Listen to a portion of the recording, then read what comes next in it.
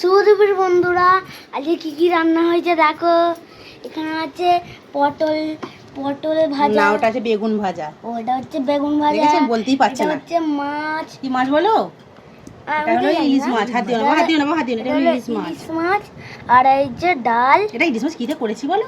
এটা করেছি কাঁচা লঙ্কা সর্ষে বাটা দিয়ে।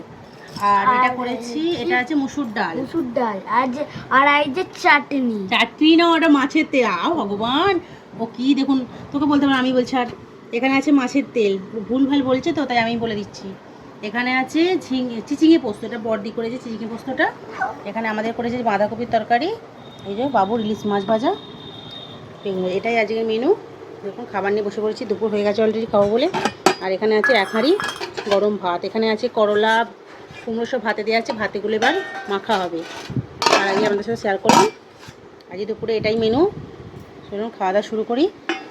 মা আসছে বলেছিলাম, মা আছে। ঝামেলা বাটিটাকে খাইয়ে দিচ্ছি, তাহলে বহুত ঝামেলা করে খেতে বসে। এই যে ওর নদও থাকলে আরও ঝামেলা করে। এই যে ওকে মাছটা, এই যে মাছ বেছে দিচ্ছি, ও একা একাই খাবে।